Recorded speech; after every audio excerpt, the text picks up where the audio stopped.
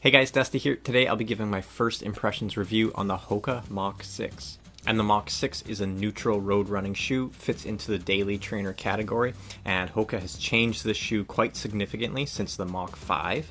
And like I said, this is my first impressions review, not my full review, and so far I have 45k into this shoe, including my initial run, which was a 30k long run.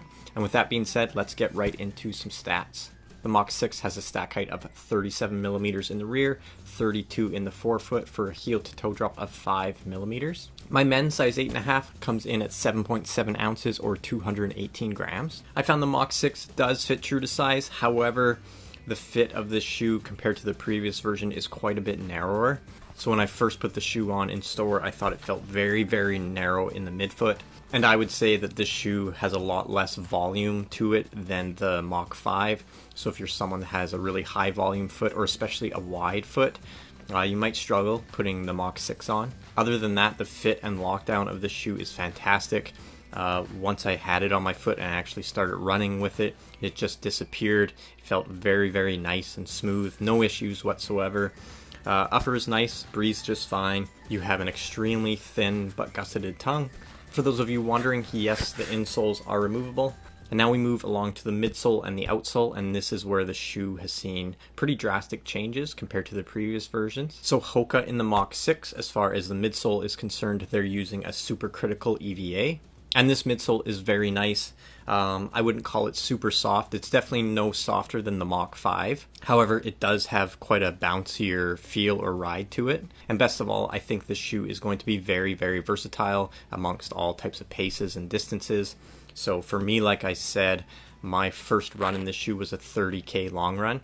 And most of my running in the shoe has been easy so far. However, at the end of that 30k, I did 2 by 10 minutes tempo, kind of working my pace down to in that 320 range. And the shoe felt great at all those paces, and it certainly was protective enough to get me up to that 30k mark. I don't know if everyone's going to feel as comfortable as I did going that long in this shoe, but I had no issues, and I would certainly, at least after 2 runs, call this shoe even more versatile than the Mach 5, mostly due to the fact that I think easier running feels a lot nicer in the Mach 6 than the Mach 5. Another thing about the ride of the shoe, it doesn't feel quite as stable as the Mach 5. I think that's because the base of the shoe is a little bit narrower than the Mach 5. So I don't know if you can tell. This is Mach 6, Mach 5. The shoe just had a little bit wider of a base to it, and it feels a little bit more stable. I'm not saying this feels unstable like a carbon-plated race day shoe.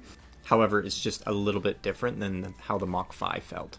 And then in my opinion, a very nice upgrade from the previous version is that we finally have some rubber on this outsole. So it's a pretty thin rubber, and I still don't think with the Mach 6 you're going to get 700-800k out of this shoe.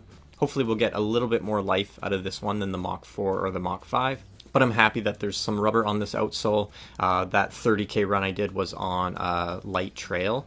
And then I ran this morning. There's a little bit of snow and the pavement was wet, and it gripped just fine on the wet pavement. Now, as far as some other shoes that you could compare this to, I personally haven't ran in this one, but the New Balance Rebel V4 is one that everyone is comparing the Mach 6 to.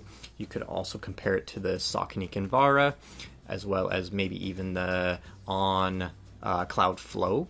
And then, of course, Asics Nova Blast is a versatile daily trainer and also can compete with the Mach 6.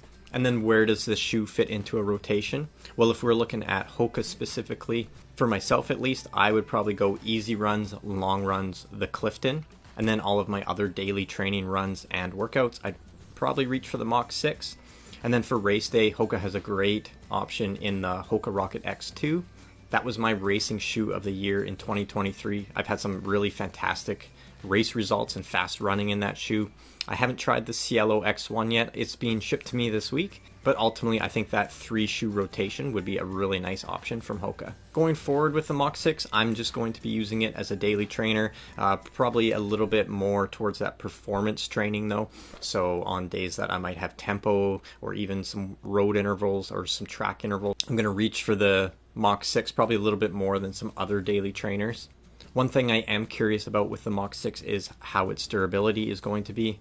especially because this new version, you have a full slab of supercritical EVA, and then finally we have some rubber on the outsole, which I think both of those things are going to help the shoe last a little bit longer than previous versions. And then as far as price goes, at least here in Canada, the Mach 6 retails for $165, and in the US it goes for $140. Personally, I think that's a pretty reasonable price, especially if you're going to get a little bit more improved durability or life out of this shoe.